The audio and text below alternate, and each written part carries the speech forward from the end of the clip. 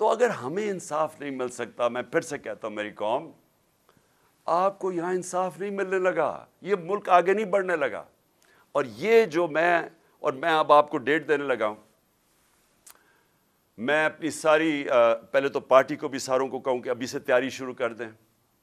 اگلے ہفتے 26 نومبر کو آپ نے سب نے اسلام آباد پہنچنا ہے۔ میں انشاءاللہ آپ کو وہاں ملوں گا اسلام آباد میں۔ تو میں یہ چاہتا ہوں کیا ہوں، میں صرف اپنی پارٹی کو نہیں اب کہہ رہا، میں سارے پاکستانیوں کو کہہ رہا ہوں کہ دیکھیں، جو اگر آپ کا خیال ہے کہ تبدیلی آ جائے گی اور آپ گھر بیٹھے رہیں گے اور ایک دم تبدیلی آ جائے گی، ایسے نہیں ہوتا۔ اللہ کا فرمان ہے کہ میں کبھی، قرآن میں کہتا ہے، میں کبھی کسی قوم کی حالت نہیں بدلتا جب تک وہ قوم خود اپنی حالت بدلنے کی کوشش نہ کرے۔ اگر ہم سمجھتے ہیں کہ ہم بھیڑ بکریوں کی طرح رہیں اور ایک دم ہم آزاد ہو جائیں گے، ہم نہیں ہوں گے، وہ ویسے ہی رہیں گے۔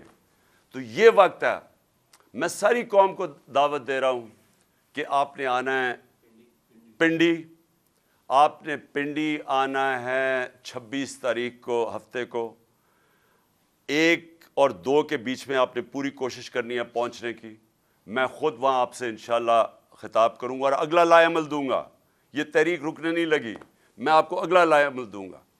اور میں اپنے سارے جو طاقتور حلقے ہیں، میں آپ کو صرف ایک چیز کہنا چاہتا ہوں، جس سے مرضی آج پوچھ لیں، آپ کے پاس طاقت ہے، آپ کی ذمہ داری ہے، جس سے پوچھ لیں، بزنس مین سے پوچھ لیں، پروفیشنل سے پوچھ لیں، اکانومسٹ سے پوچھ لیں، کسی سے بھی پوچھ لیں، اگر کوئی آپ کو کہے کہ سوائے ایک حل کے، صاف اور شفاف الیکشن، اس کے علاوہ کوئی دوسرا حل نہیں ہے اب اس دلدل سے نکلنے کا جدھر انہوں نے 7 مہینے میں ہمیں لے کے جا رہے ہیں، اس کے علاوہ کوئی راستہ نہیں ہے۔ ان کے پاس کوئی پلان ہی نہیں ہے۔ کوئی پوچھے تو صحیح کہ آپ کا روڈ میپ کیا ہے؟ ملک جو تیزی سے نیچے جا رہا ہے، جو باہر کی دنیا اب سارا اعتماد کھو بیٹھی ہے، کون سا روڈ میپ ہے آپ کے پاس؟ ان کے پاس کوئی روڈ میپ نہیں ہے۔ 7 مہینے میں جو روڈ میپ نظر آیا وہ صرف اپنی چوری بچانے کا ہے۔